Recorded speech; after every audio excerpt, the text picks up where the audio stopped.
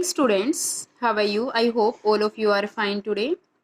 Students, today we will continue our chapter 1, and this is our last topic of this chapter, that how are nutrients replenished in the soil. Let's try to understand how are nutrients replenished in the soil. It means कि जो हमारी soil के अंदर किसी भी निश्ट in the soil means कि हमारी soil के अंदर अगर किसी न्यूट्रिएंट्स की कोई कमी हो गई है तो हम उनको सोयल को दोबारा से कैसे देंगे, मीन्स दोबारा से उनको रिप्लेनिश कैसे करेंगे. Now we will discuss about this in topic. All of you know that कि जो हम किसी भी सोयल के अंदर अगर कोई क्रॉप ग्रो करते हैं तो मेनली जो प्लांट्स हैं उनके लिए क्या रिक्वायर्ड होते हैं, nutrients NPK means nitrogen, phosphorus और पोटेशियम ठीक है, मैग्नीशियम और कैल्शियम. ये क्या है, मेजर न्यूट्रिएंट्स है, मैग्नीशियम एंड कैल्शियम. मेनली क्या है, NPK नाइट्रोजन, फॉस्फोरस, पोटेशियम. लेकिन कुछ स्मॉल अमाउंट के अंदर जो हमारी कॉपर, जिंक और मैग्नीज जो सोयल हैं, प्लांट्स हैं, स्मॉल अमाउंट में किस किस को ले सकते हैं, कॉपर, जिंक और मैग्नीज, बट ये बहुत ही स्मॉल अमाउंट में होते हैं. बट स्टूडेंट्स, अगर हम एक ही क्रॉप को बार बार उस सोयल के अंदर उगाते गए तो हमारी सोयल के अंदर nitrogen, phosphorus, potassium, major nutrients और इन माइनर न्यूट्रिएंट्स की क्या हो जाएगी, डेफिशिएंसी. अगर मेजर और माइनर न्यूट्रिएंट्स की डेफिशिएंसी हो गई तो हमारी जो सोयल है वो क्या करेगी, अपनी फर्टिलिटी को लूज कर देगी. फर्टिलिटी को क्या कर देगी, लूज कर देगी. अगर फर्टिलिटी लूज हो गई तो हम अपनी सोयल के अंदर कोई भी क्रॉप प्रॉपर अमाउंट में ग्रो नहीं कर पाएंगे. देन स्टूडेंट्स, हमने तो हम इस टॉपिक के अंदर ये है कि अगर इन मेजर न्यूट्रिएंट्स और माइनर न्यूट्रिएंट्स की वजह से अगर हमारी सोयल की फर्टिलिटी कम होती है तो हम उन न्यूट्रिएंट्स को कैसे रिप्लेनिश करेंगे.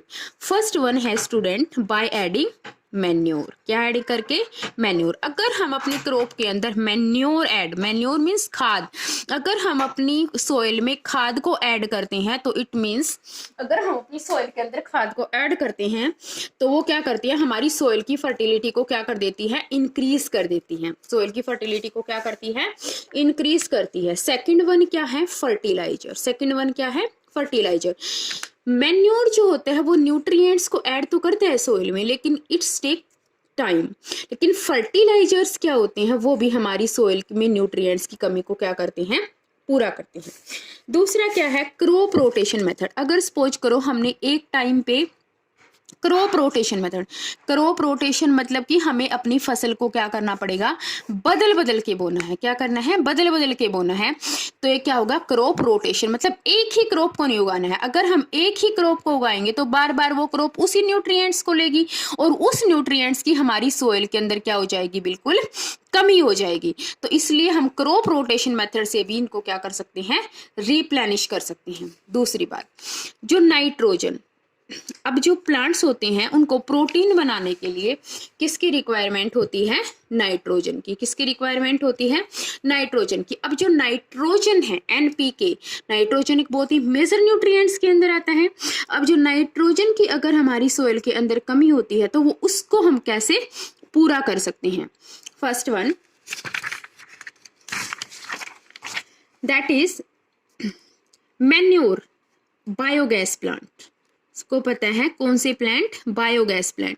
अब आपको पता है कि जो बायोगैस प्लांट से हम कोई भी मतलब गैस बनाते हैं तो वहां पे लास्ट में जो खाद बच जाती है, जो क्या बच जाती है, सलरी बोलते हैं जिसको. जो लास्ट में जो खाद बचती है उसको हम क्या बोलते हैं, बायोगैस प्लांट में सलरी बोलते हैं.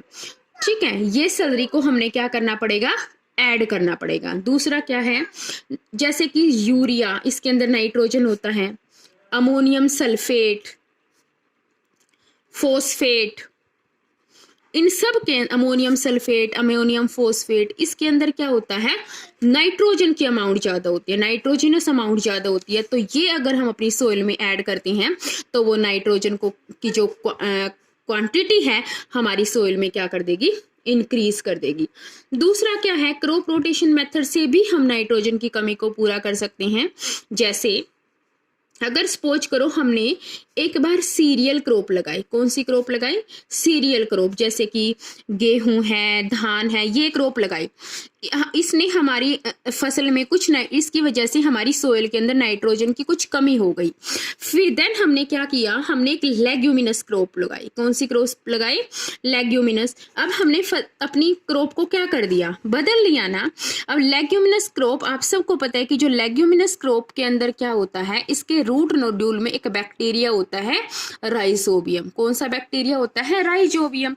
वो राइजोबियम बैक्टीरिया नाइट्रोजन को कौन सी फॉर्म में चेंज कर देता है, नाइट्रेट में।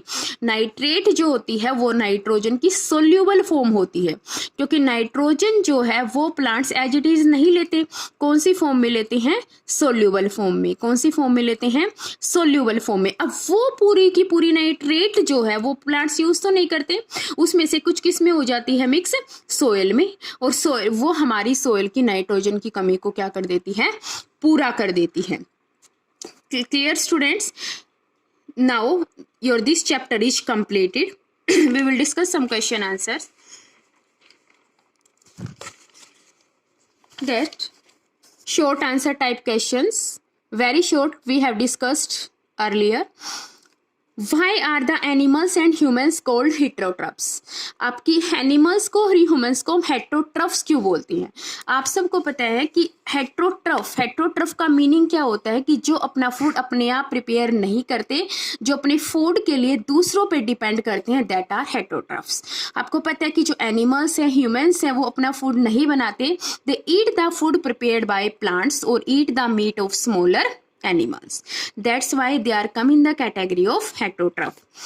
अब आपको मैंने पहले ही बताया हुआ है फैक्टर विच अफेक्ट फोटोसिंथेसिस, कि ऐसे फैक्टर्स का नेम बताओ कि जो किसको इफेक्ट करते हैं, फोटोसिंथेसिस को। ये मैंने आपको डिटेल में समझाया हुआ है। First one is light intensity, nature of light. Light intensity means amount of light, nature of light means किस कलर की लाइट है, कार्बन डाइऑक्साइड एंड वाटर, और लास्ट वन इज टेम्परेचर। अब आपको एग्जाम्पल देना है टोटली पैरासिटिक प्लांट का और partial parasitic plant. Totally parasitic means जो टोटली अपने होस्ट पे डिपेंड करता है, that is totally parasitic, just like cuscuta. Partial parasitic means जो अपने होस्ट प्लांट पे कुछ डिपेंड करता है, कुछ वर्क अपने आप करता है, कुछ उस पर डिपेंड करता है, तो वो क्या था, मिसल्टो।